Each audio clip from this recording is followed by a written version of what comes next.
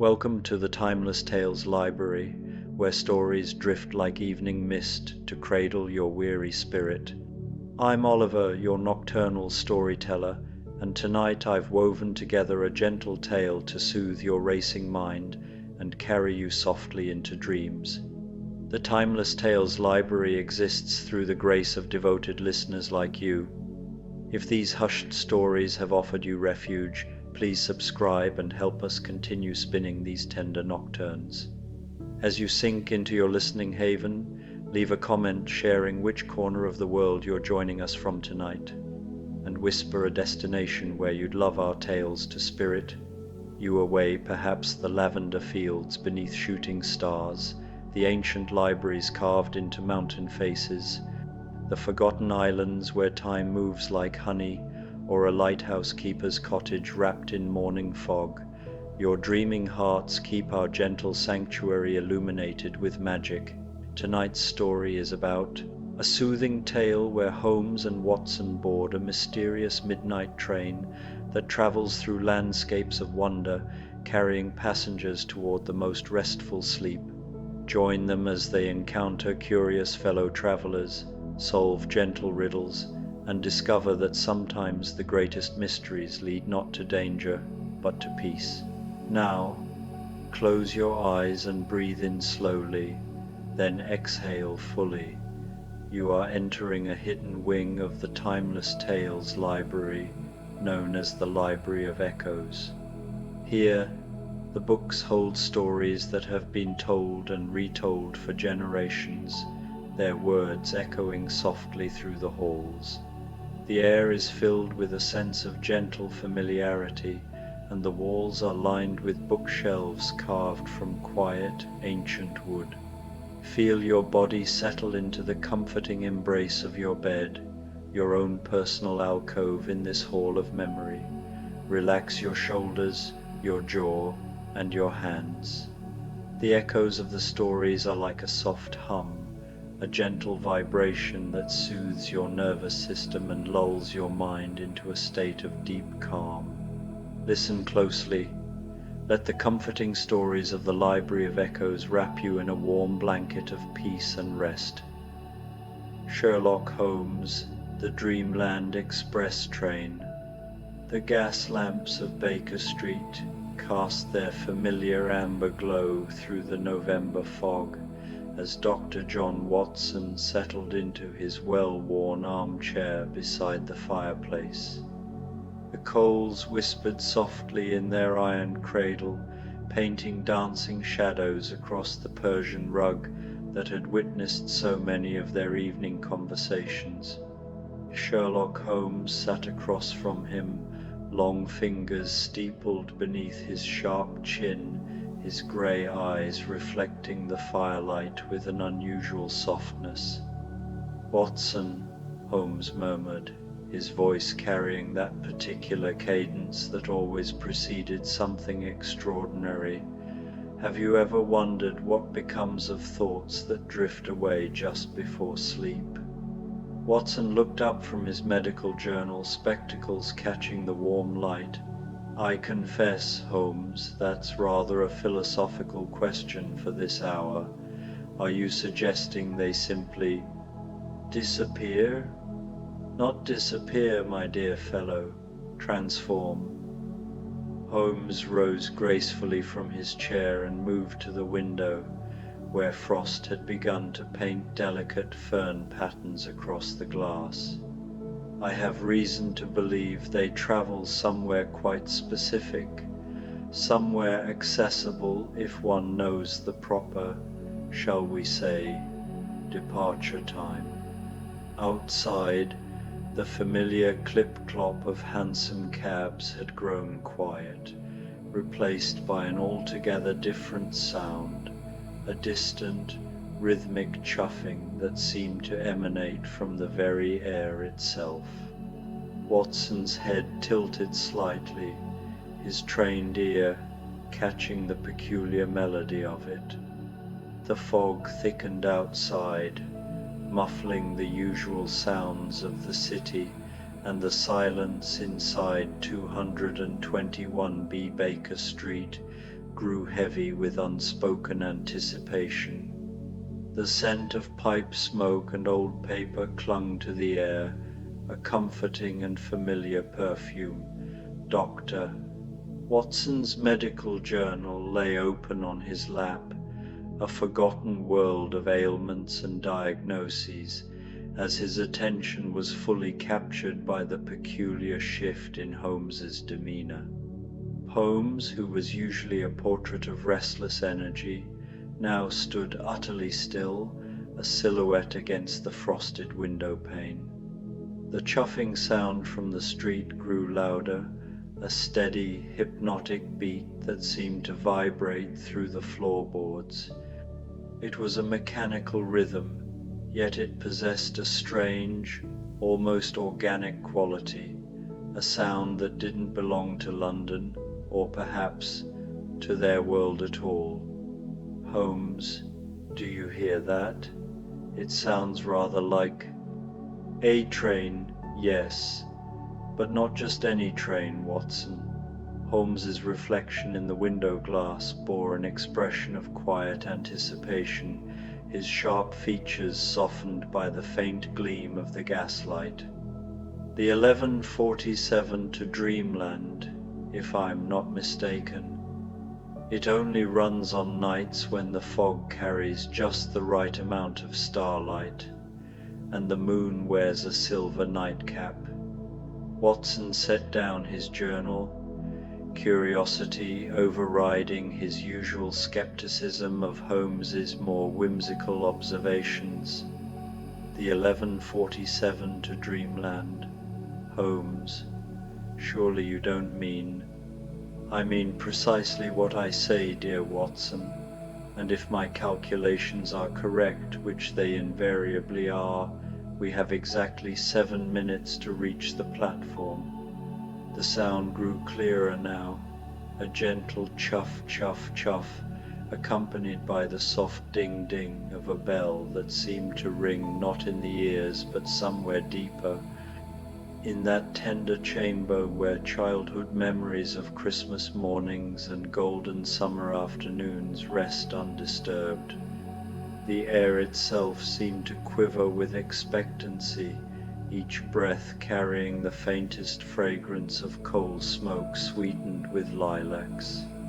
Holmes was already reaching for his coat, not the heavy wool overcoat he wore for their usual nocturnal adventures, but a softer garment of midnight blue, trimmed at the collar with a faint shimmer like frost on glass. Watson had never seen it before, though somehow it felt as if it had always been waiting in Holmes's wardrobe for this very night. But Holmes, where exactly is this platform? Surely not Victoria or Paddington at this hour. Holmes smiled, that rare, genuine expression that transformed his angular features into something almost boyish, as though the years themselves had slipped away. Sometimes, Watson, the most important journeys begin right where we are. The sitting room began to shimmer, the wallpaper roses seeming to lean forward, the mantel clock's ticking slowed to a languid heartbeat. Soft, pearl-colored light seeped from between the painted petals, turning the floor into a glimmering sea. The air smelled of lavender and old parchment, with a whisper of cool mist. Watson found a warm brown traveling jacket on a hook, its fabric a comforting weight. The collar brushed his neck like an autumn breeze. "Shall we, Watson? The Dreamland Express waits for no one, though it is infinitely patient."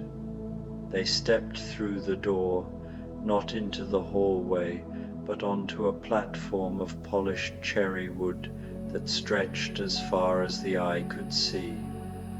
The street lamps burned with captured moonbeams. The air was warm, scented with jasmine and old books, vanilla and summer rain. Other passengers waited, unlike any Watson had ever seen. An elderly woman knitted a scarf of starlight. A gentleman in a top hat read a newspaper whose headlines shifted to show gentle stories of kindness. Local cat saves family from loneliness, and child's laughter cures rainy day blues. A small girl in a nightgown of softest pink sat cross-legged on a carpet that hovered 3 inches above the platform, carefully arranging a tea set for what appeared to be several invisible guests. She looked up as Holmes and Watson approached and smiled with the serious dignity that only children possess. "Are you traveling to the Sleepy Hollow car or the counting sheep compartment?" she asked politely, pouring tea that steamed in colors rather than releasing heat, gentle purples and soft golds swirling up from the delicate china cups. "I believe," Holmes said, crouching down to her level with surprising ease, "that we shall know our proper car when we see it. Might I ask what you are celebrating with your tea party?" "Oh, it's not celebrating," she said matter-of-factly, offering him a cup of the colorful steam. "It's remembering. These are all the dreams I had when I was even littler than I am now. They like to visit sometimes, especially when I'm about to have new ones." Watson accepted a cup from one of the invisible guests, guided by the girl's encouraging nods. The steamed tea tasted like Christmas morning and snow days, like the feeling of finding a perfect shell on a beach and the sound of his mother singing him to sleep. In the distance, a gentle whistle drifted through the night, not the harsh, industrial blast of an ordinary locomotive, but a soft, lingering melody that seemed woven from every lullaby ever whispered under moonlight. The notes curled and lingered in the air, a warm embrace that made even the cool mist shimmer with anticipation.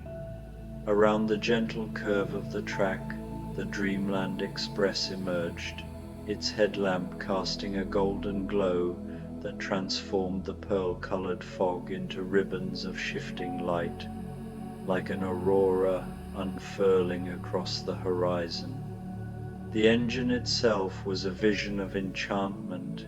Its body gleamed as if carved from polished amethyst, rich purple streaked with veins of silver and molten gold that caught the light with every subtle shimmer. Steam rose from its stack in soft spirals of lavender and cream, curling toward the stars, carrying the faint scent of honey and vanilla. Its bell chimed with crystalline clarity, scattering tiny rainbows across the mist, dancing like fireflies along the edges of the platform. Behind the engine, a procession of cars trailed in harmonious wonder. Each seemed alive with its own story. The counting sheep car glowed with a tender light as passengers reclined on plush benches, while tiny, cap-wearing sheep leaped in an endless, serene parade. The Sleepy Hollow car cradled dreamers in armchairs beside windows that revealed cozy cottages, warm fires flickering and cats purring in the hearth. The memory lane car displayed moving photographs, capturing gentle smiles, quiet afternoons, and moments of pure contentment. Yet it was the final car that drew Holmes's gaze, a stately compartment of midnight blue trimmed with silver, its windows revealing not passengers, but a study where books shifted and shimmered, titles flickering with the promise of adventures and mysteries yet unsolved. "Ah," Holmes murmured, his eyes gleaming, "the mystery car, I should have known." The train eased to a whisper of a stop, its bell chiming once more, a lullaby that seemed to settle into the bones of anyone nearby. The doors opened not with clang or groan, but with the gentle turn of a page, inviting the passengers into wonder. The little girl packed her tea set into a carpet bag that seemed impossibly small, yet held every delicate cup and saucer. She kissed her invisible guests goodbye, whispering promises to meet again in dreams, and skipped toward the counting sheep car, her laughter ringing like silver bells, carefree as the night itself. Holmes and Watson wove through the bustling platform, passing travelers boarding their chosen cars.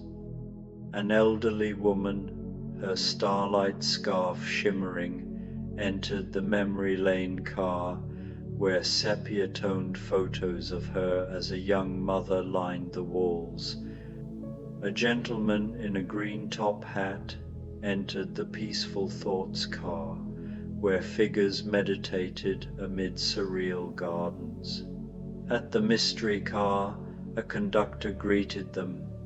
His navy uniform, with buttons like twinkling stars, hummed with authority.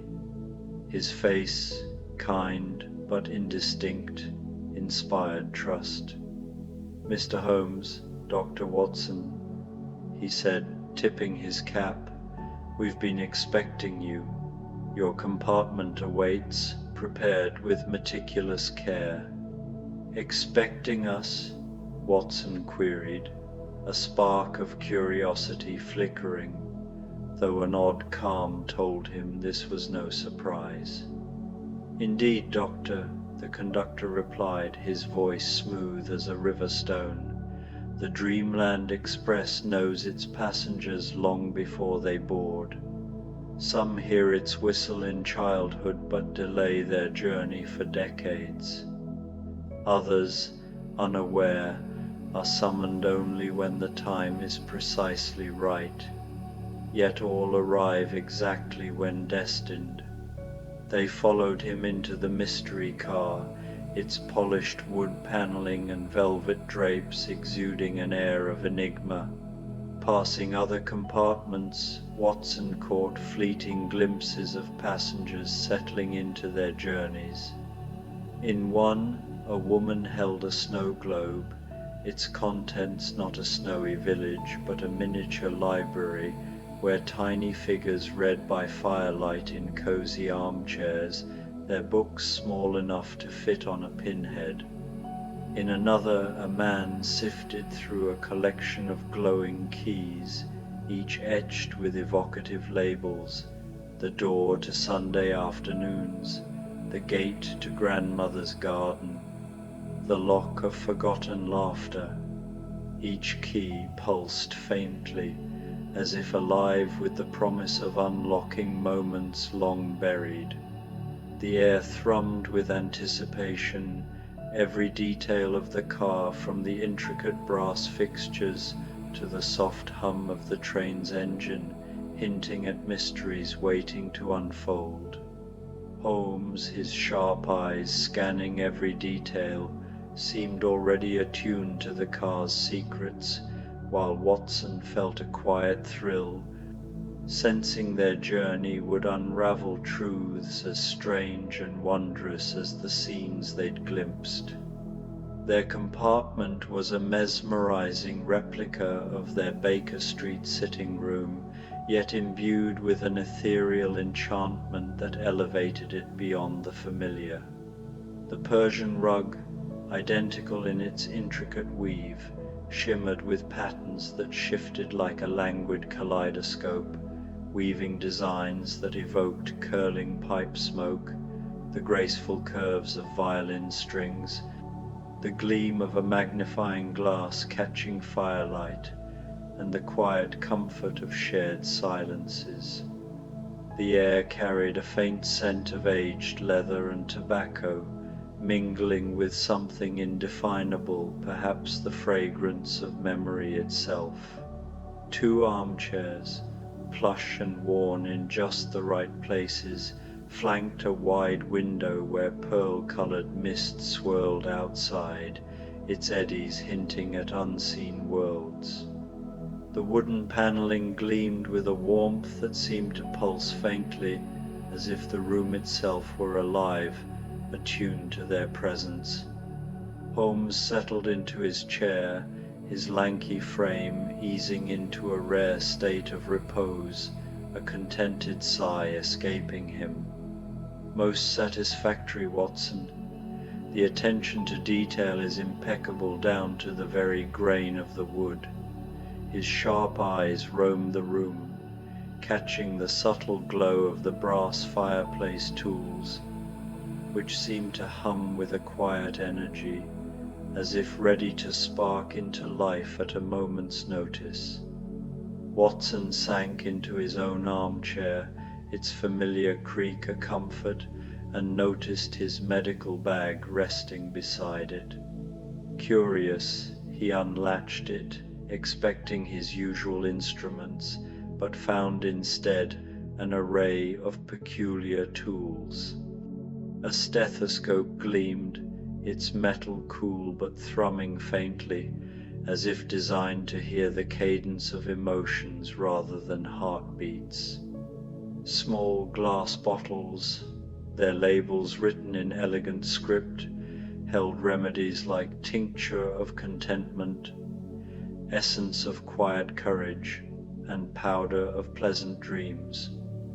A thermometer, its mercury replaced by a soft golden light, measured not fever but the warmth of human kindness, its scale marked with words like compassion and empathy. Watson turned the strange device over in his hands, marveling at its delicate craftsmanship, wondering what mysteries it might reveal. The Dreamland Express began to move, its motion so seamless that Watson only noticed because the mist outside the window shifted, transforming from pearlescent swirls to a warm golden glow, then fading into a blue so pale it seemed woven from the breath of dawn. The transition was hypnotic, each hue blending into the next with the grace of a symphony, suggesting the train was gliding through realms beyond the physical. "Holmes," Watson ventured, settling deeper into his chair, the leather molding perfectly to his form, "how did you come to know of this train? It's rather outside your usual sphere of practical detection." Holmes steepled his fingers, the familiar gesture grounding Watson even in this surreal setting. A faint smile played at his lips, his eyes glinting with the spark of a mind always 3 steps ahead. "My dear Watson, detection is merely the art of observation and deduction applied to the patterns of existence. Lately, our cases, missing jewelry, unfaithful spouses, embezzled funds, have grown repetitive, predictable. The same human follies, the same tired outcomes. But I observed something else, a whisper of something extraordinary, a pull toward a mystery that defies the mundane. The Dreamland Express is no mere train, it is a journey into the unseen threads of the human soul, and I deduced we were meant to board it."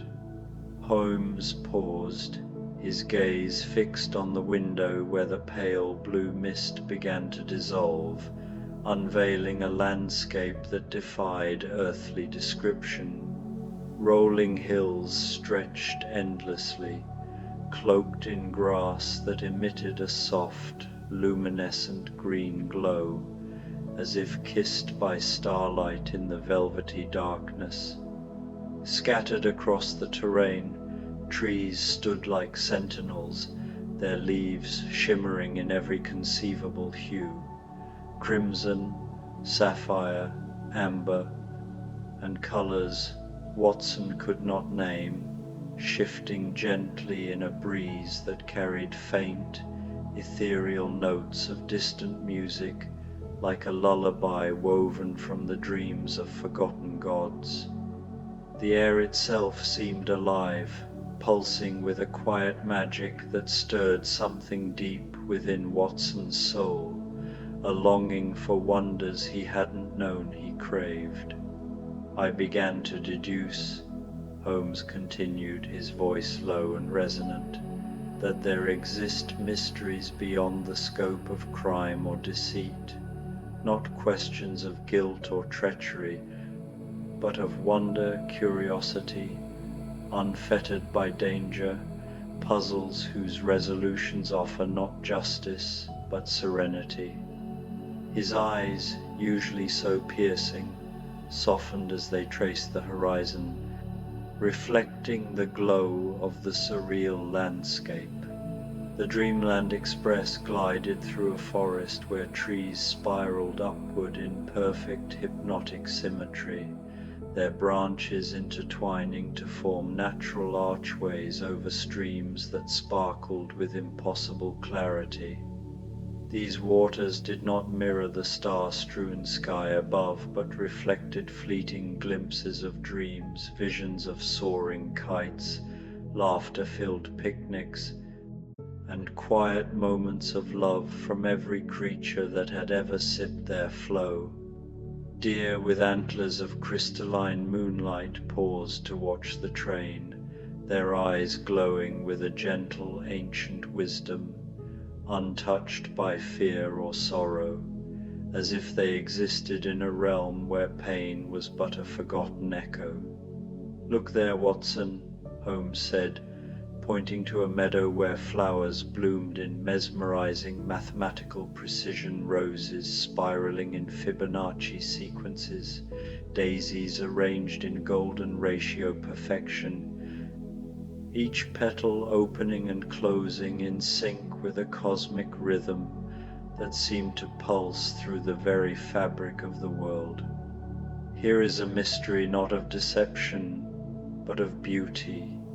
The question is not who committed the crime, but how does such perfection arise, and what does it mean to behold it?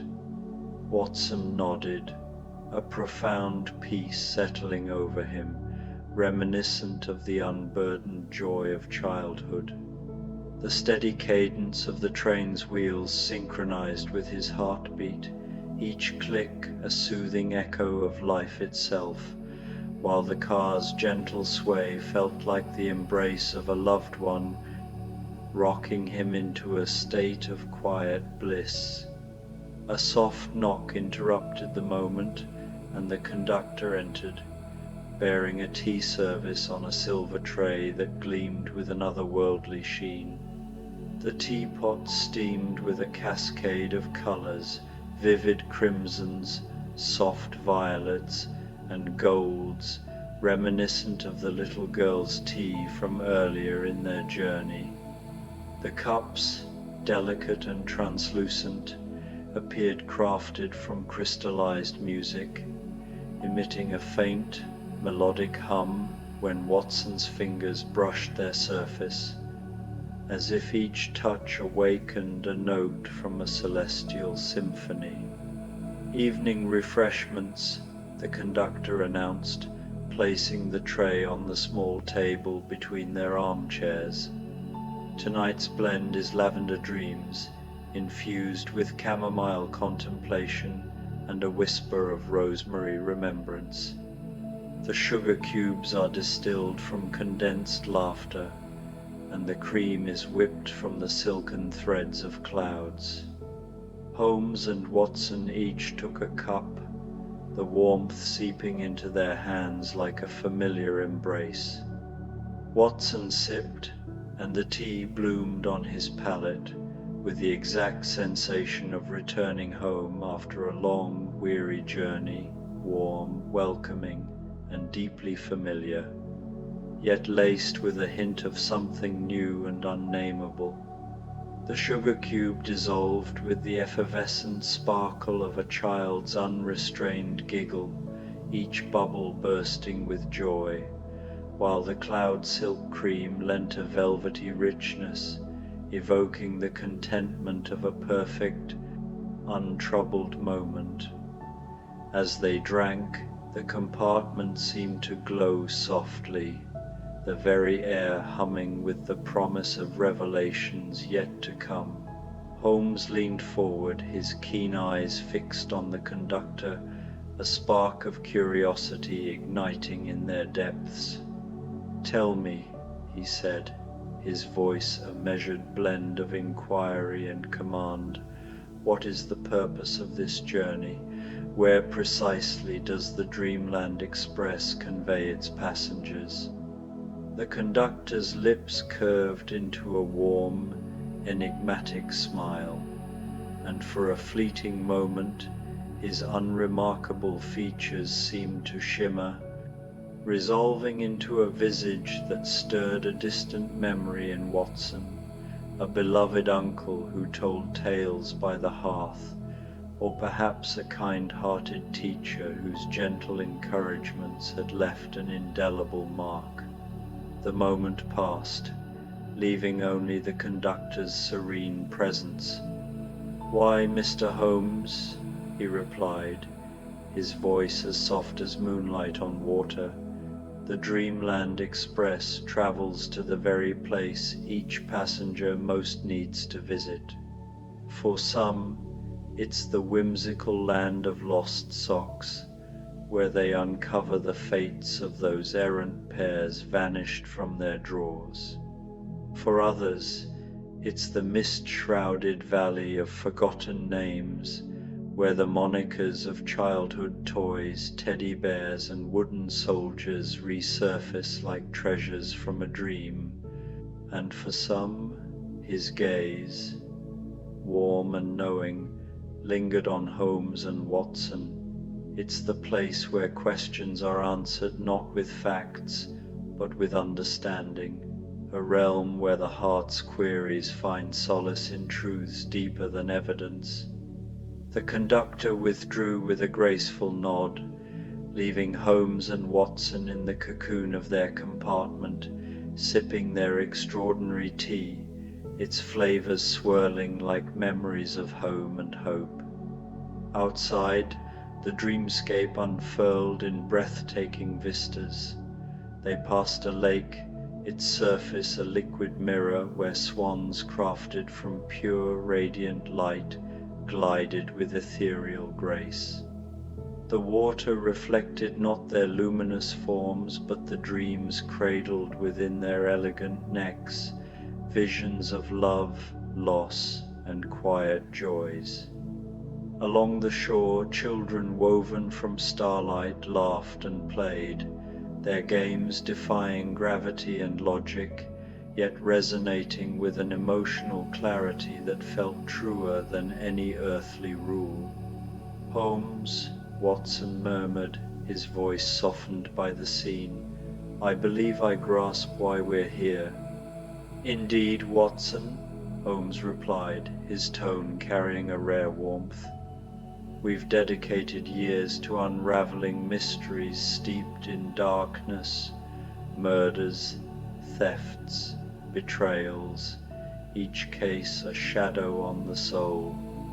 Perhaps now we're meant to explore mysteries that lead to light, to truths that heal rather than wound." Holmes turned from the window, his sharp features softened in a way Watson had seldom witnessed, his eyes reflecting the glow of the dreamscape. "Precisely, my dear fellow, the greatest mystery of all, how to find peace in a world that so often denies it, a puzzle not of clues but of the spirit." The train slowed, its rhythm a gentle lullaby, and a station emerged beyond the window, unlike the platform where they'd boarded. This station seemed sculpted from crystallized music, its arches and pillars humming with harmonies that resonated deep within Watson's bones, each note a vibration of joy and wonder. The platform teemed not with passengers but with questions, luminous orbs floating at varying heights, each pulsing with a unique hue: sapphire for curiosity, emerald for hope, amber for longing. They drifted like fireflies, their soft glows whispering of mysteries yet to be explored. "The station of gentle mysteries," Holmes remarked, a rare delight in his voice as he rose, his midnight blue coat draped over his arm. "Watson, I believe this is our stop." They gathered their belongings, Watson's medical bag, now brimming with instruments of emotional alchemy, and Holmes's coat, its fabric seeming to shimmer with the night sky itself, and approached the car's door. The conductor awaited them, his presence a quiet anchor. With a smile, he presented each a small gift. For Watson, a compass with a needle that pointed not to north but to peace, its golden face etched with runes that glowed faintly. For Holmes, a magnifying glass that revealed not traces of crime, but the hidden beauty in the mundane, a dewdrop's prism, a smile's warmth. "Will we see you again?" Watson asked, stepping onto the platform, the musical hum of the station enveloping him like a warm embrace. "Oh yes," the conductor assured, his voice steady with certainty. "The Dreamland Express runs every night for those attuned to its whistle. You need only remember that some journeys are not about reaching a destination, but about uncovering the treasures you carry within, truths of the heart that illuminate the path ahead." The train whistle sang its haunting lullaby once more, a melody that wove together notes of serenity and anticipation, resonating deep within the soul. The Dreamland Express stirred into motion, its wheels whispering against the tracks with a rhythm as soothing as a heartbeat. Its crystalline bell chimed a final delicate note, like a star falling gently into a velvet night, as the train curved gracefully around a bend, vanishing into the shimmering horizon. Holmes and Watson stood on the platform, watching until the last glint of its silver carriages melted into the dreamscape, carrying its remaining passengers toward destinations crafted from their deepest yearnings, realms of peace, wonder, and quiet revelation. Turning to the station of gentle mysteries, Watson's breath caught at the sight of countless glowing orbs, each a question suspended in the air, pulsing with soft hues of sapphire, emerald, and rose. They floated patiently, their gentle hums weaving a symphony that vibrated through the crystalline arches of the station, each note a promise of insight. The platform itself seemed alive, its surface shimmering with a mosaic of light that shifted like ripples on a tranquil pond, reflecting the emotions of those who stood upon it. Holmes, his sharp eyes alight with curiosity, was drawn to a violet orb that glowed with the warmth of a hearth fire, its frequency a low, resonant hum of profound contentment. "Shall we, Watson?" Holmes asked, his voice soft yet eager. "This one seems to pose the question, what is the most restful thing in all the world?" Watson nodded, his heart stirred by the orb's gentle radiance. As they approached, The violet light expanded, enveloping them in a warm embrace that carried the faint, nostalgic scent of his mother's garden, lavender and roses, damp earth and blooming jasmine. The air grew thick with comfort, and images began to form within the glow, not as vivid scenes but as delicate suggestions of solace.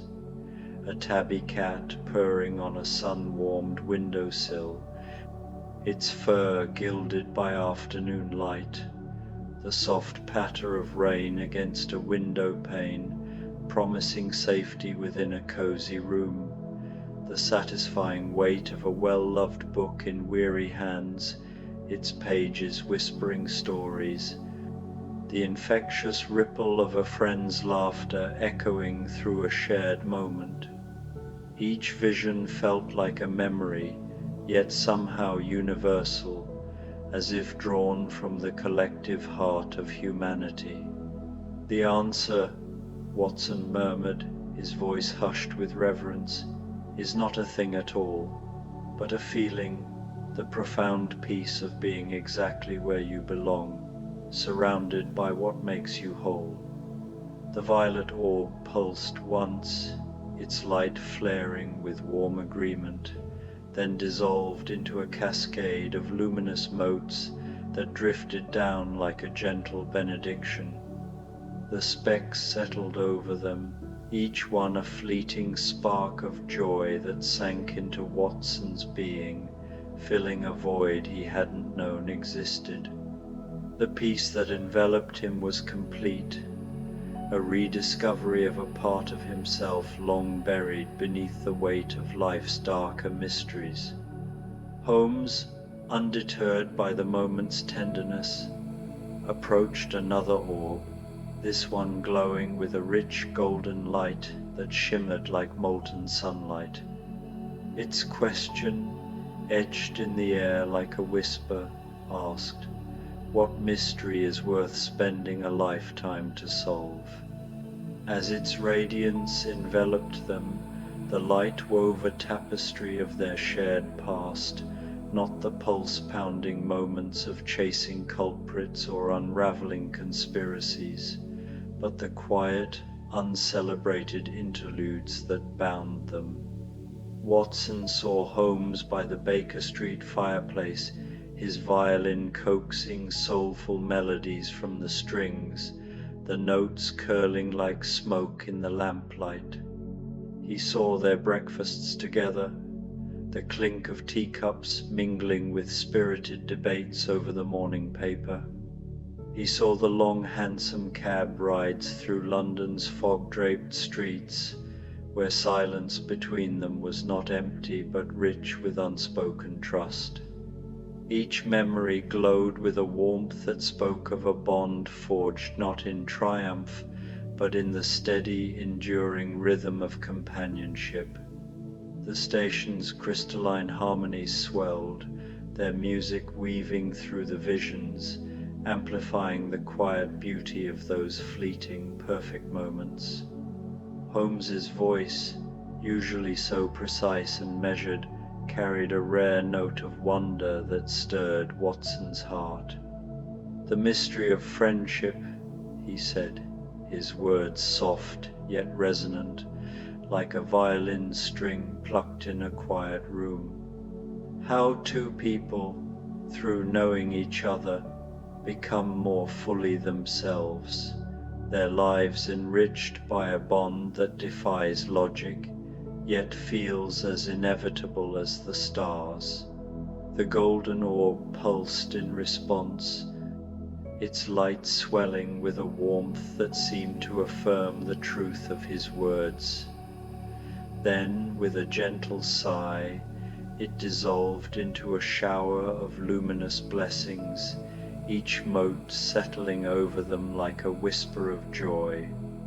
Watson felt his heart expand, brimming with a fullness that was both new and deeply familiar, as if the orb had unlocked a chamber of his soul he hadn't known was there. They wandered through the station of gentle mysteries, its crystalline arches humming with harmonies that wove through the air like threads of a celestial tapestry. The platform shimmered beneath their feet, its surface a mosaic of light that shifted with their emotions, ripples of hope, swirls of contentment, flashes of quiet awe. They approached question after question, each glowing orb offering a gentle enigma whose resolution brought not the sharp satisfaction of a solved crime, but the deeper, softer contentment of truths understood. One orb, pulsing with a silvery light, asked, "What is the sound of happiness?"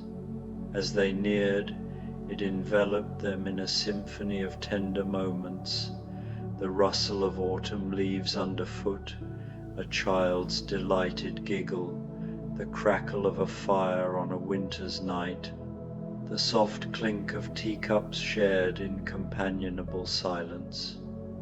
Another, radiant with emerald hues, posed, "Where do thoughts go when we're not thinking them?"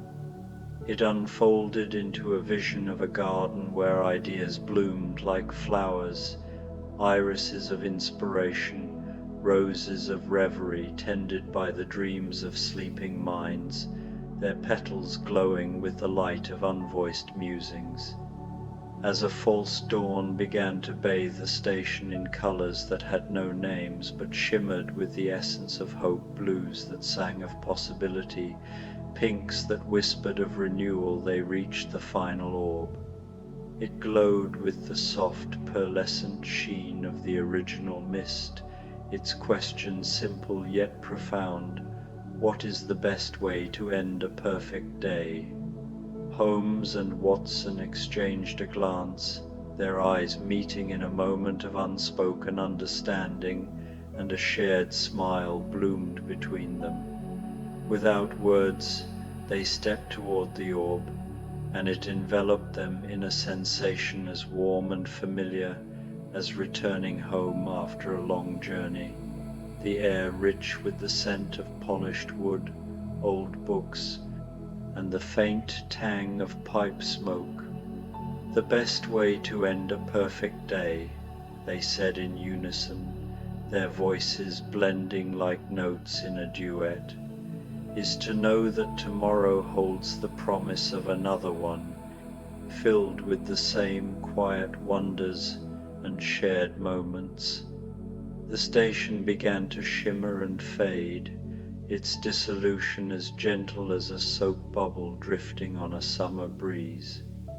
The musical pillars softened into the familiar walls of 221B Baker Street, their warm wood paneling etched with the patina of countless shared evenings. The crystalline platform melted into the intricate patterns of their Persian rug, its colors now still but no less comforting. The floating orbs settled into the soft shadows cast by their gas lamps, their glow lingering faintly in the corners of the room like echoes of starlight. Holmes and Watson found themselves back in their armchairs, the fire in the grate crackling softly, its embers casting a golden glow across the room. Their teacups, now ordinary china, their rims kissed by the faintest trace of steam, sat cooling on the table between them, though Watson could swear his still carried a whisper of that impossible colourful flavour, a blend of lavender dreams and chamomile peace. The air was thick with the comfort of the familiar, yet tinged with the magic of their journey. "Holmes," Watson said, his voice heavy with approaching sleep, "did we just dream, Watson? Travel?" Holmes's reply was soft, his eyes half closed, a rare vulnerability in his expression. "Does it matter? Some experiences transcend the need for classification, existing only to be felt." Watson nodded, his eyelids growing heavy, the weight of the journey settling into a restful calm. Outside, the November fog swirled through London's streets, but just at the edge of perception, Watson caught the faint crystalline chime of a bell, its lullaby melody carried on the night air. "Holmes?" he murmured. "Yes, Watson." Holmes's voice was a whisper, soft as silk. "Thank you for the journey." Holmes's reply came like a gentle breeze. "Thank you, my dear friend, for being the perfect traveling companion." The gas lamps dimmed, their light flickering into a soft golden haze, and the fire settled into glowing coals, casting long, warm shadows across the room. In the embrace of their sitting room's comfortable darkness, Holmes and Watson drifted into a sleep so deep and restful it felt like a gift from the stars.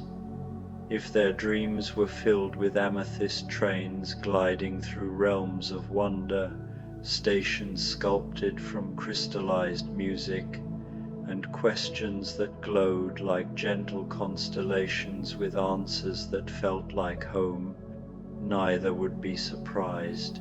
Some mysteries, they knew, were not meant to be solved, but to be lived, their truths unfolding in the heart's quiet moments. Outside, the fog swirled on, and somewhere in the distance, the Dreamland Express's whistle sang its eternal lullaby, waiting patiently for the next souls ready to hear its call.